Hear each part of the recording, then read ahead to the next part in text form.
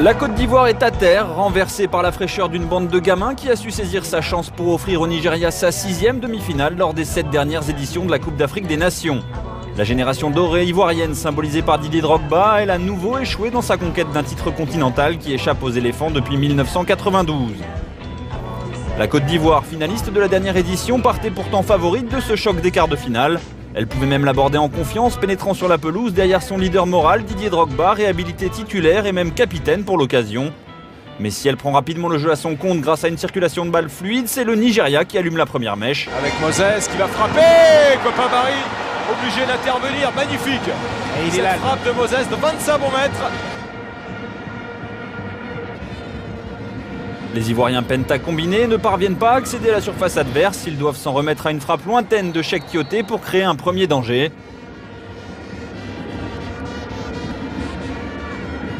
Dans le jeu, les éléphants sont empruntés, presque maladroits et semblent se marcher sur les pieds. Yaya Touré et Drogba tentent de trouver les ajustements. Le Nigeria profite de ces approximations pour se montrer dangereux en contre.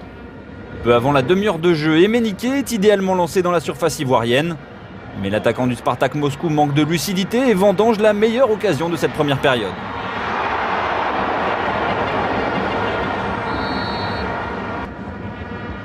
Impuissant dans l'animation collective, la Côte d'Ivoire est limitée à d'éventuels coups d'éclat de ses stars.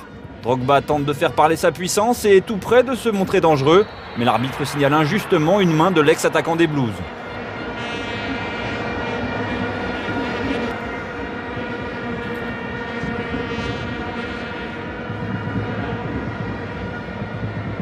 À force de pousser, les Super Eagles vont être récompensés de leur persévérance. Juste avant la pause, ils obtiennent un coup franc aux 30 mètres. On est parti. Quelle est belle! Quelle frappe de balle du fameux Emmanuel Emenike, son 3e but dans le tournoi, coup de tonnerre dans le ciel de Rusterbourg. Ça sentait l'orage et la foudre s'est abattue sur Copain Barry et les Ivoiriens. 1-0 pour le Nigeria.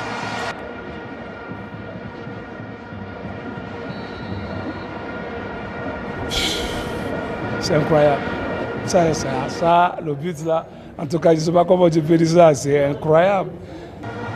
C'est sur ce retard d'un but que les Ivoiriens regagnent les vestiaires. À la mi-temps, c'était encore réalisable, c'était encore faisable. On revient sur un but de Cheikh sur coup de pied arrêté. Le discours du sélectionneur porte en effet rapidement ses fruits. C'est une équipe bien plus entreprenante qui revient sur la pelouse. Didier Drogba fait parler son expérience et obtient astucieusement un coup franc généreux. Il se charge de le tirer. Et c'est dedans, c'est l'égalisation des Ivoiriens sur un coup franc qui prêtait à discussion.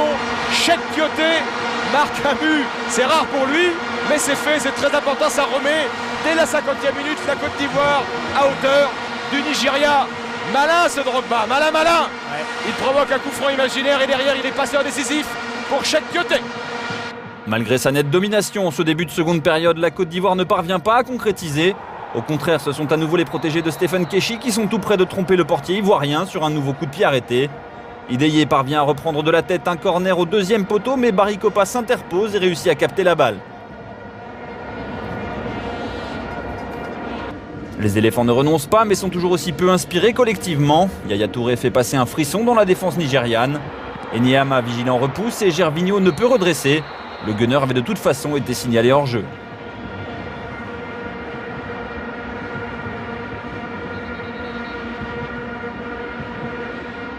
Alors que leur emprise sur la rencontre n'a jamais été aussi forte, les partenaires de Drogba vont payer cher leur manque de réalisme et leur passivité défensive. Il a de l'espace, faut que ça se termine par une frappe. Il est parti, il est lancé, il est capable de tout. Et c'est dedans. But signé du jeune bas. Il n'a rien réussi, Marcel, depuis le début de ce match. Mais il y a un coup d'éclat formidable de ce gamin qui joue là-bas au Nigeria et qui permet à Stephen Keshi et à sa troupe, un quart d'heure de la fin, de prendre l'avantage, de reprendre l'avantage. C'était pas manque de concentration. Je pense qu'on était tous focalisés au niveau de l'attaque pour pouvoir marquer le but qu'on attendait. Après, ils sont laissés un contre, ils ont marqué le but. Je dirais que c'est un but de chance parce que ça a été contré. Les éléphants sont abattus, du moins durement atteints.